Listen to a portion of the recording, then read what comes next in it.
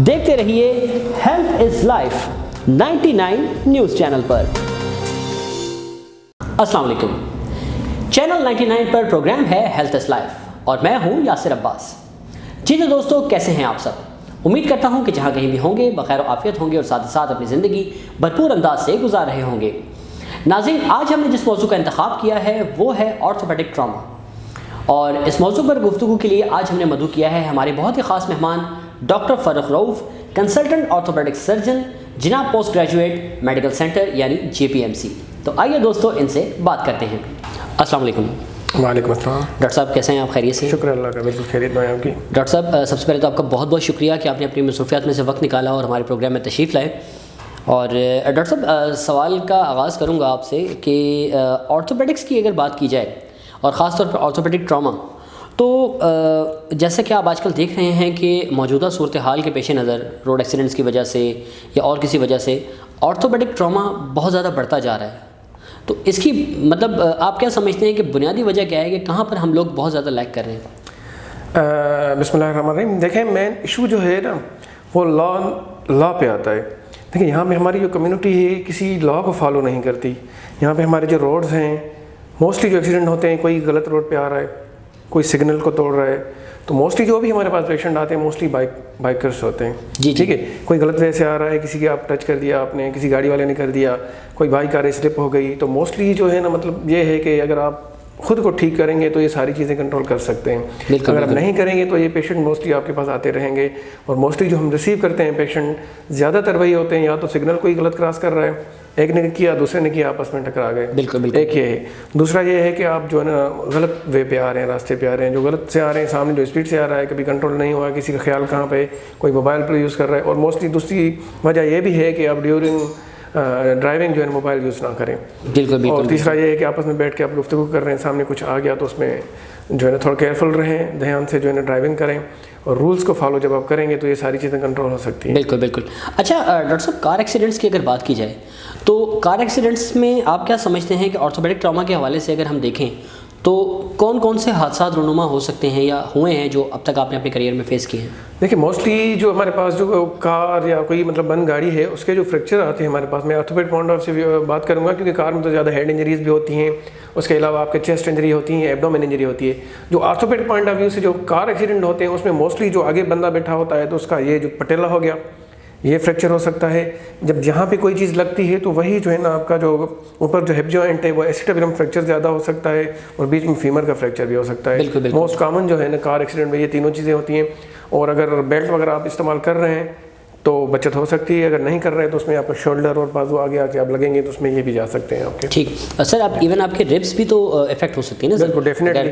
Front آپ کا اگر لگے گا فرنٹ لگے گا تو اس میں ریبس آپ کو، وہ میں نے بتا دیا کہ ایبڈومن، چیسٹ، ہیڈ انجری، فیس، یہ تو کامن ہی ہے۔ جی۔ تو آرتھوپیڈ پہ ہم لمس میں جو ہے یہ فریکچر کامن ہوتے ہیں۔ جی۔ اچھا ڈاکٹر صاحب، خاص طور پر اگر بات کی جائے ٹخنوں اور پیروں کے ٹراما کے حوالے سے، تو ان کے لائک آپ اپنے کریئر میں کیسے جو ہیں وہ کیسز دیکھ چکے ہیں اور ان کو کیسے ٹریٹ کیا آپ نے؟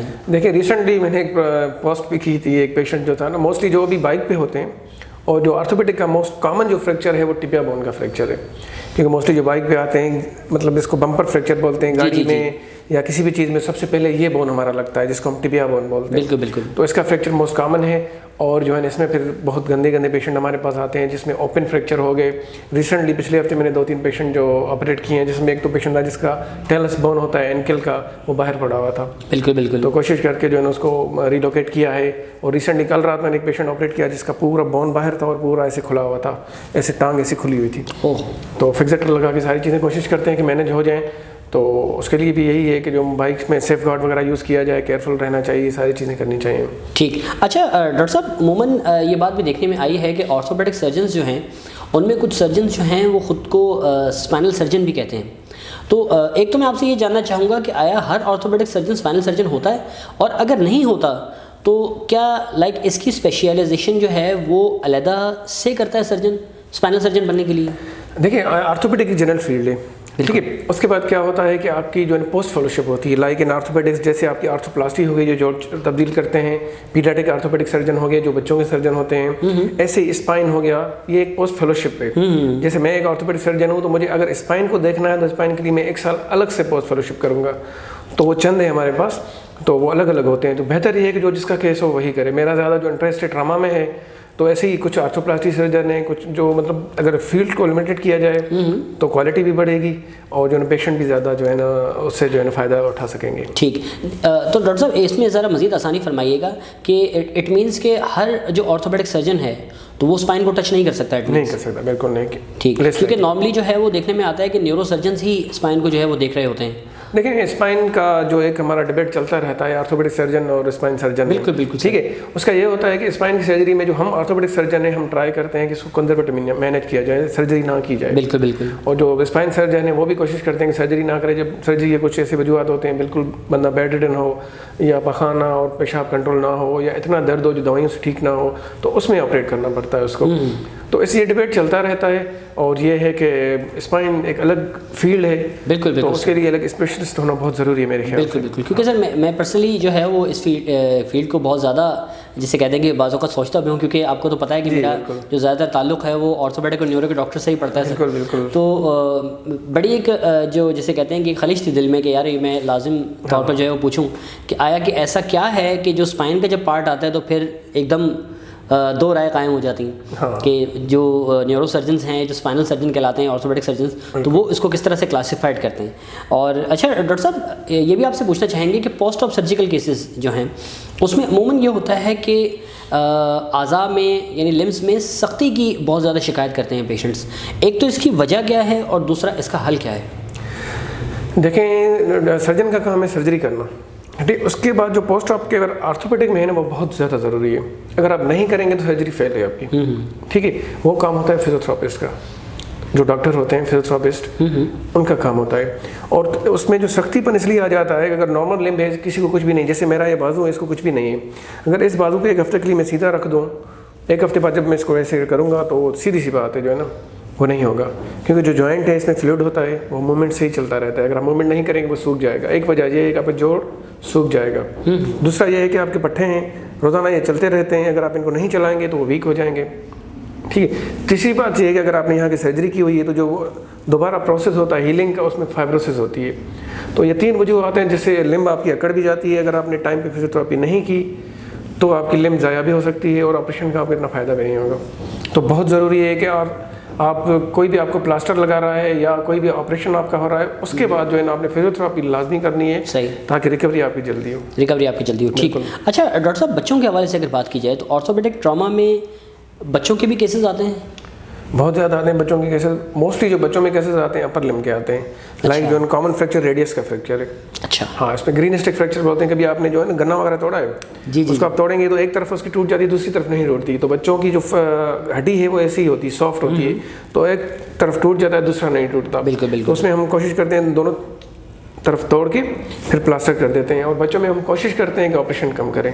کبھی کبھی جوڑ کا فریکچر ہے, جیسے سپراکنڈلر فریکچر ہے, جوڑ کا فریکچر ہے, تو اس میں کوشش کرتے ہیں کہ آپریٹ کیا جائے, کیونکہ آگے چل کے وہ ٹیڑھا پن ہوتا ہے. اور بچوں میں ہڈی بڑھنے کے ایک اور جگہ ہوتی ہے جس کو ہم فاسسس بولتے ہیں, وہاں سے ہڈی بڑھتی ہے. اگر وہاں کا فریکچر ہے تو پھر بھی ہمیں آپریٹ کرنا پڑتا ہے وہ. ٹھیک.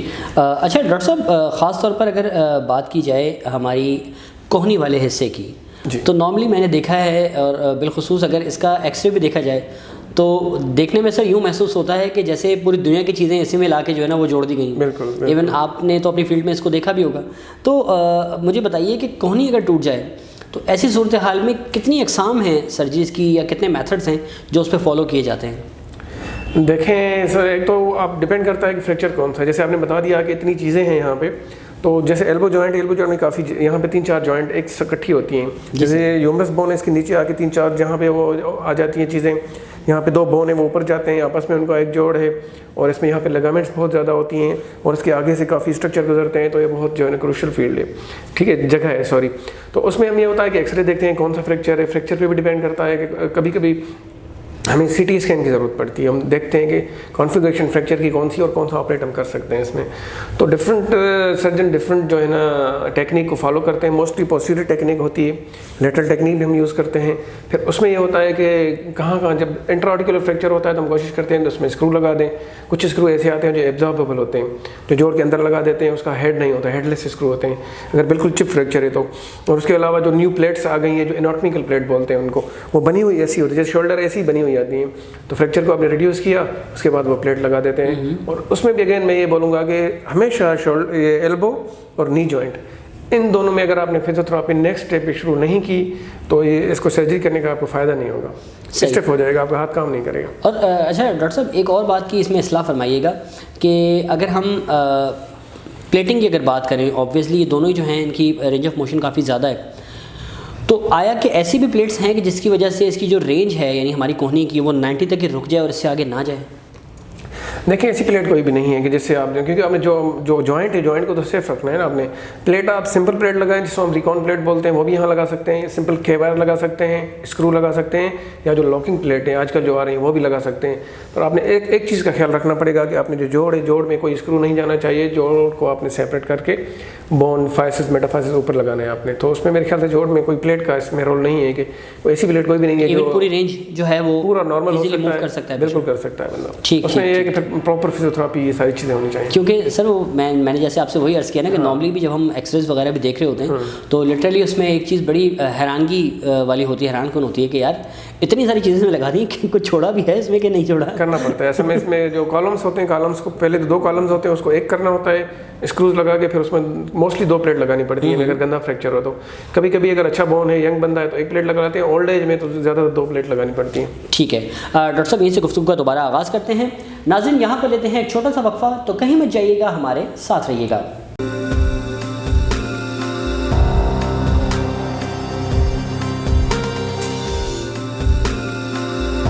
देखते रहिए health is life 99 news channel पर।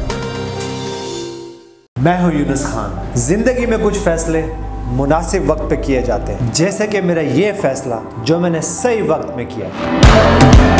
अम्मार आइकॉन टावर, बेहतरीन लोकेशन, बेहतरीन रिहायशी project Ammar icon tower, north Karachi 4 के चौरंगी गुलशन कनीस फातिमा सोसाइटी में 300 फुट चौड़े मेन रोड से मुत्तसिल, जहां है दौरे जदीद के तमाम सहूलियात।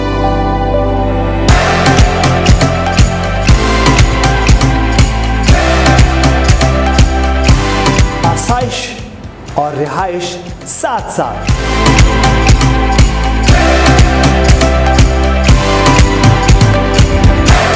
तामीराती काम तेजी से जारी।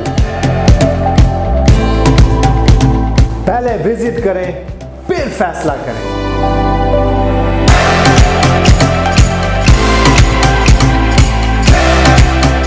मेरा एतमाद अम्मार डेवलपर एंड बिल्डर्स।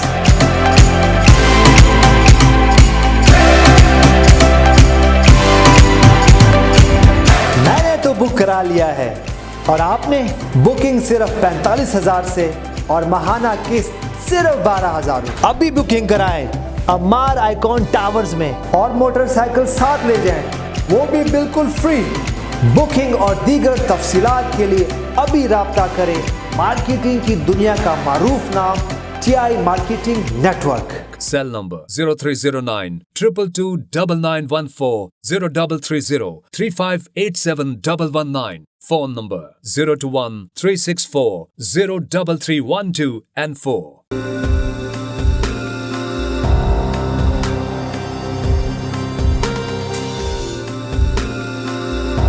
देखते रहिए health is life 99 news channel पर। वेलकम बैक नाज़रीन, डॉक्टर फ़ारूक रऊफ़ इस वक्त हमारे साथ मौजूद हैं, कंसल्टेंट ऑर्थोपेडिक सर्जन JPMC। तो आइए गुफ्तगू का दोबारा आगाज़ करते हैं। अच्छा डॉक्टर साहब, आपसे ये पूछना चाहेंगे कि टोटल हिप रिप्लेसमेंट और हेमी आर्थोप्लास्टी, एक तो इन दोनों में बुनियादी फ़र्क क्या है, और दूसरा पोस्ट ऑपरेशन की अगर बात हम करें तो इस हवाले से बताइएगा कि एहतियाती तदाबीर क्या क्या हैं। دیکھیں ٹوٹل ہپ ریپلیسمنٹ وہ ہوتا ہے جس میں آپ کا جو ہے نا پورا جوڑ چینج ہوتا ہے. جیسے آپ کا اوپر ایسیٹابولم ہوتا ہے, ساکٹ ہوتا ہے, اور اس میں جو ہیڈ جاتا ہے, اگر ہیڈ کا فریکچر ہو یا اوپر ایسیٹابولم کا فریکچر اور بیچ میں جوڑ بالکل ختم ہو جائے تو اس میں ہم ٹوٹل ہپ ریپلیسمنٹ کرتے ہیں. ٹوٹل ہپ ریپلیسمنٹ کا یہ ہے کہ پورا گولا چینج ہوگا اس میں, اور اوپر سے جو ایسیٹابولم اس کا کب بھی چینج ہوتا ہے, ٹھیک ہے. اور جو ہیمی آرتھوپلاسٹی میں آپ کا جو اوپر والا ایسیٹابولم ہے وہ ٹھیک ہوتا ہے.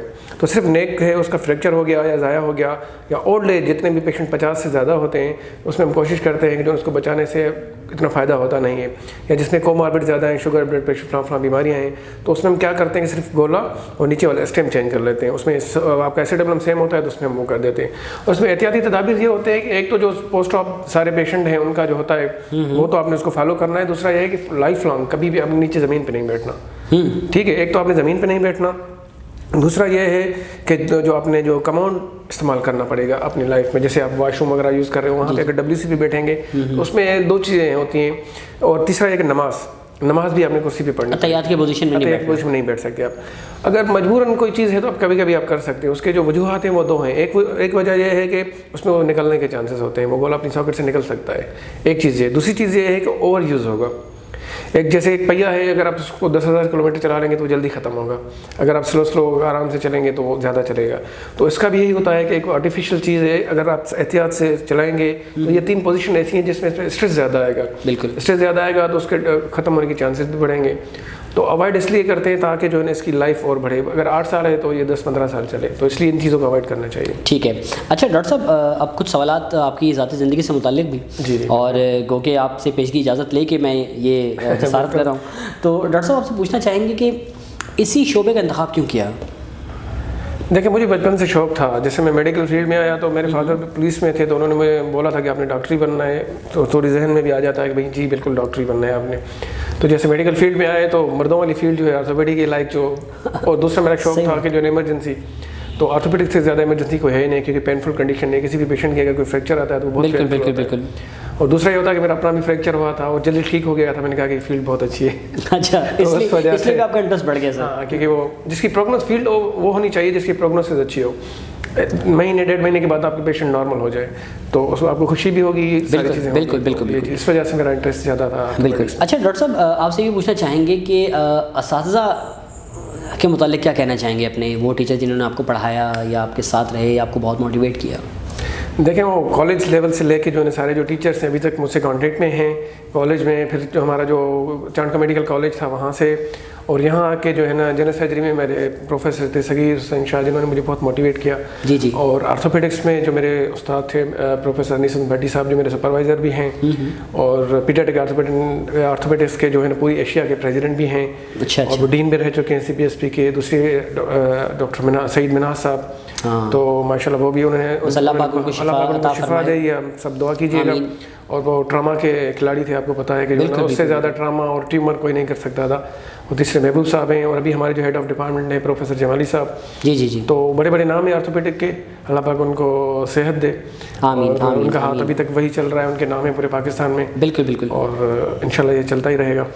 جی. اور سر ایک بہت ہی خاص سوال جو کہ میں نے اسپیشلی سر آپ کے رکھا ہے, میں نے ابھی تک یہ سوال کسی سے نہیں پوچھا, یہ آپ کا اعزاز ہے, کیونکہ میں نے پرسنلی جو ہے وہ ایک بہت پیاری بات دیکھی, وہ ہے باپ کی محبت پرسنلی آپ کے اندر. اور یقیناً سر آپ اس بات سے اتفاق کریں گے کہ بیٹے کی کامیابی میں یا کامیابی کے لیے باپ کا بہت بڑا ہاتھ ہوتا ہے. ڈیفینیٹلی ہر جگہ. تو اپنے والد کے متعلق کیا کہنا چاہیں گے سر؟ دیکھیں مجھے جو موسٹلی جتنے بھی لوگ ہیں میرے جو رشتہ دار ہیں, دوست ہیں, جو میرے فادر کو جانتے ہیں, مجھے بھی جانتے ہیں, مجھے بولتے ہیں کہ آپ ان کی کاپی ہیں. کیونکہ ڈیفینیٹلی جو بچہ بچپن سے جس کو دیکھے گا اس کو ہی فالو کرے گا. میں تو ان کو بالکل فالو کرتا ہوں. وہ ایک پولیس آفیسر تھے, ابھی ریٹائر ہوئے ہیں, SP کی رینک پہ آئے تھے.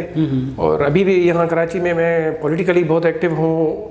نان پولیٹیکل آرگنائزیشن ہے پر ایک تنظیم ہے ہماری YDA, تو اس میں بھی میں ہوں. پورا سندھ مجھے جانتا ہے. جی. پھر بھی مجھے ان کی ضرور پڑتی ہے. کبھی کسی نے روک لیا, کبھی کچھ نہ کچھ بھی ہوا, اور کہیں پہ مجھے ان کی وہ ضرور پڑتی ہے. ان کے سارے دوست یہاں کراچی میں ہیں اور بہت کچھ سیکھا ہے. میرے رول ماڈل میرے فادر ہی ہیں, جنہوں نے دوستی کو بھی نبھایا ہے, اپنی رشتہ داری کو بھی نبھایا ہے, اور جو ہے نا اپنے فیملی کو بھی ٹائم دیا ہے. مطلب وہ آل راؤنڈر تھے, وہ ساری چیزیں ساتھ چلاتے تھے.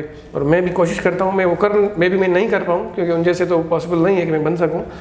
میں کوشش یہی کرتا ہوں کہ میں ان جیسا بننے ان کے مطلب 50% بھی اگر بن جاؤں تو یہ میری کامیابی ہوگی. بالکل, میں کوشش ساری چیزیں ساتھ ہی چلانے کی کوشش کرتا ہوں. بڑی پیاری بات ہے سر, کیونکہ میں نے جیسے آپ سے عرض کیا سر کہ میں نے پرسنلی جو ہے وہ اس بات کو بڑا دل سے محسوس کیا ہے, کیونکہ بہت ہی کم ایسے جو ہیں وہ فرزند ہوتے ہیں کہ جن کی ایک مطلب محبت کا لیول ہی الگ ہوتا ہے, مطلب ریگارڈنگ یور فادر. حالانکہ باپ سے ہر کوئی محبت کرتا ہے, لیکن پرسنلی آپ یوں سمجھ لیجیے کہ سر میں نے پرسنلی اس بات کو بڑے شدت سے محسوس کیا. تو میری بڑی خواہش تھی کہ جب بھی آپ میرے شو میں آئیں تو میں آپ سے یہ سوال ضرور کروں گا. نہیں دیکھیں, محبت تو سب کو ہوتی ہے, جتنے بھی یہاں پہ ایسا کوئی ہے نہیں جو اپنے باپ یا ماں سے محبت نہ کرے, پر یہ ہوتا ہے کہ کچھ لوگ جو ہے اس کو شو کرتے ہیں, کچھ لوگ دل میں رکھتے ہیں, کچھ لوگ کیسے. تو مطلب میرے خیال سے اس دنیا میں ایسا کوئی بندہ نہیں ہوگا جو اپنے پیرنٹس سے محبت نہ کرے. بالکل بالکل سر, تو بس یہی تھا, میں نے کہا sir you are the lucky one کہ میں آپ سے آپ کے والد کے متعلق یہ سوال ضرور کروں. بالکل, مجھے بہت خوشی کیونکہ میں نے پرسنلی جو ہے وہ آپ کی ایک جسے کہتے ہیں کہ محبت کا لیول ہی الگ دیکھا ہے. بالکل, تو اس وجہ سے, اور آپ نے صحیح بالکل جو ہے نا دیکھا ہے, صحیح ڈائگنوز کیا. اچھا ڈاکٹر صاحب, آپ سے یہ پوچھنا چاہیں گے کہ آپ کے جو جونیئرس ہیں جو اس وقت کنسلٹنٹ بن رہے ہیں یا اس وقت ریزیڈنٹ کے لیول پہ ہیں یا رجسٹرار کے لیول پر ہیں, ان کے متعلق کیا کہنا چاہیں گے آپ کہ آپ کے ساتھ اس وقت جو کام کر رہے ہیں ان میں ایک بڑا پیارا اور بڑا جسے کہتے ہیں صحت مند نام ڈاکٹر مصعب آفاق کا بھی ہے جی, تو میں چاہوں گا کہ آپ ذرا اس بات پہ بھی روشنی ڈالیں. دیکھیں جونیئرس جتنے بھی ہیں, جیسے میں خود ایک جونیئر سے ہاؤس آفیسر تھا, پھر پی جی اور پھر فلاں رہا ہوں, تو میری سب کو ایک ایڈوائز ہے جتنے بھی میرے جونیئرز ہیں نا, کہ جو کلینکل آپ کا کام جو ہے نا اچھا ہوگا تو آگے جو ہے نا بالکل آپ کو تکلیف نہیں ہوگی. آپ وارڈ میں مریضوں کے ساتھ سنسیر رہیں, آپ وارڈ کو ٹائم دیں, آپ وارڈ راؤنڈس, آپ کی او پی ڈی, آپ کے آپریشن تھیٹر, اور آپ جتنا بھی وارڈ میں ان رہیں گے, جتنا بھی آپ پیشنٹ کے ساتھ ان رہیں گے, آپ کی نالج بڑھے گی, آپ کی سرجیکل اسکلس بڑھیں گی. اور یہ ہے کہ آپ کے جتنے بھی ایگزام آپ کے آتے ہیں, موسٹلی ہمارے جو ایگزام ہے وہ سی پی ایس پی لیتا ہے, جو میرے خیال سے پاکستان کا ٹفسٹ ایک سینٹر ہے, جس میں میری نظر میں ایک سی پی ایس پی ہے جس میں میرٹ دیکھتا ہوں. تو اس کے لیے آپ کو جو ہے نا تھیوریٹیکل ایگزام نہیں ہے, دس از ناٹ جو میڈیکل ہے وہ this is not a theoretical thing. تو آپ نے تھیوری کے ساتھ آپ نے پریکٹیکل کرنا بہت ضروری ہوتا ہے, پریکٹیکل پہ فوکس لازمی رکھنا. بالکل کرنا چاہیے. اور آپ جو ہے نا ایک چین ہوتا ہے, آپ سینئر پھر جونیئر, تو ایسے چین چلتا رہے گا. ہم ان کو پڑھاتے ہیں, آپ جو ہے نا ہاؤس آفیسرس کو پڑھائیں, وہ ان کو پڑھائیں, اسٹوڈنٹس کو پڑھائیں, تو یہ چین اگر چلتا رہے گا تو یہاں پہ ہیلتھ سسٹم پاکستان میں بہت اچھا ہو سکتا ہے. ٹھیک ہے. اچھا ڈاکٹر صاحب, جیسا کہ آپ نے ابھی تذکرہ کیا وائی ڈی اے, جی, تو سب سے پہلے تو سر آپ وائی ڈی اے کے بارے میں کچھ بتائیں کہ وائی ڈی اے کیا ہے. دیکھیں, یہ ایک نان پولیٹیکل آرگنائزیشن ہے, جیسے ایک تنظیم ہی ہے ہمارے ڈاکٹروں کی. 2011 میں ہی اسٹارٹ ہوئی تھی. ہمارے ایک سینئرس تھے, کچھ وہ تھے, ہم بھی تھے, ہم نے مل کے اس کو اسٹارٹ کیا تھا. ایک جو ہے نا سمپل سمجھیں کہ ہیلتھ کیئر ورکرس, ہمارا جو سوشل بیک گراؤنڈ پاکستان کا آپ کو پتہ ہے کہ جس کی کسی پہ نہیں چلتی ہے اس کی ڈاکٹر پہ اور اپنی بیوی پہ ہی چلتی ہے یا عورت پہ چلتی ہے.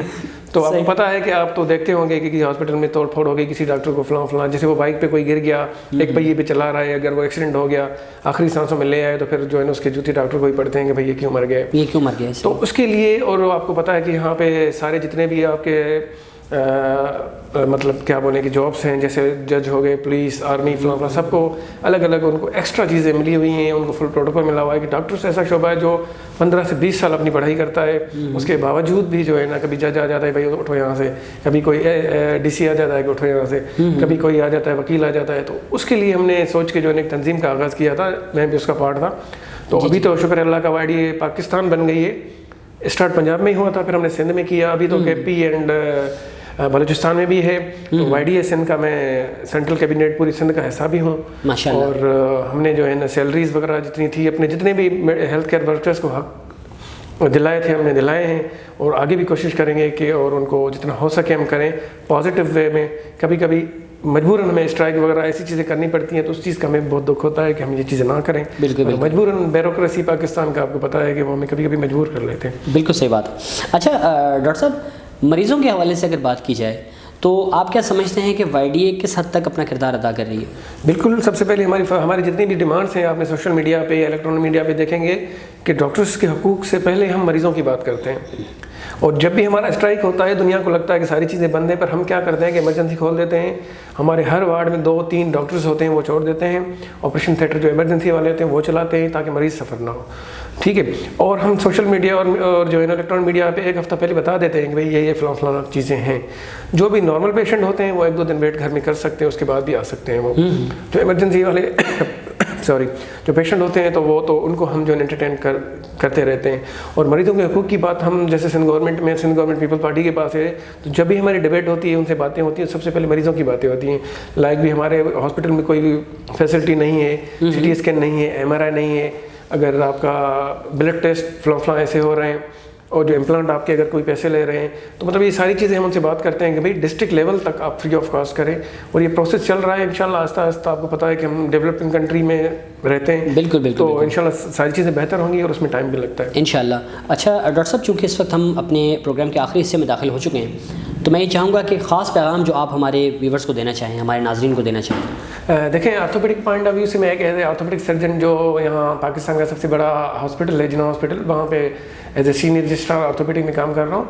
तो मैं सब लोगों को यही एडवाइस दूंगा कि जो है ना, आज जो हमारा टॉपिक था ट्रामा था, तो ट्रामा में जो है ना आप रूल्स को फॉलो करें। मोस्टली जो बाइक्स वगैरह चलाते हैं या जो बस चलाते हैं वो बड़े ख़तरनाक होते हैं, हम भी डरते हैं उनसे। तो आप रूल्स को फॉलो करें, कभी जो है ना सिग्नल ना तोड़ें। मोस्टली जो एक्सीडेंट्स आते हैं सिग्नल पे आते हैं, और जो गलत रूट पे आते हैं तो उसमें एक्सीडेंट आते हैं। इन चीज़ों को अवॉइड करें। और जो ओल्ड एज है, मोस्टली जो हमारे बुजुर्ग हैं, उनके लिए ये है कि रात में नींद की गोलियां वगैरह खाते हैं वो, और उसका दूसरा ये होता है कि कोई फर्श वगैरह स्लिपरी ना हो, नीचे बच्चों के जो खिलौने पड़े होते हैं उसके ऊपर पैर आ गया, वो स्लिप होकर गिर जाते हैं। तो इन चीज़ों को अवॉइड करें, और उनके लिए वॉशरूम में या बाहर में ऐसी फैसिलिटेट करें ताकि उठने के लिए कोई हैंडल लगा हो, ये सारी चीज़ें हों, तो वो ज़्यादा बेहतर रहेगा। और ट्रामा को बचने के लिए आप जो है ना स्पीड का लिमिट रखें, और मोबाइल का यूज़ बिल्कुल ना करें जब आप ड्राइव कर रहे हैं। और ये अगर हम रूल्स को फॉलो करेंगे तो इसको आहिस्ता आहिस्ता जो है ना हम कवर कर सकते हैं। ठीक है डॉक्टर साहब, आपका बहुत बहुत शुक्रिया कि आपने अपनी मसरूफियत में से वक्त निकाला और हमारे शो में तशरीफ़ लाए। एक बार फिर इंतहाई मशकूर, इंतहाई ममनून कि आपने वक्त दिया सर, बहुत शुक्रिया।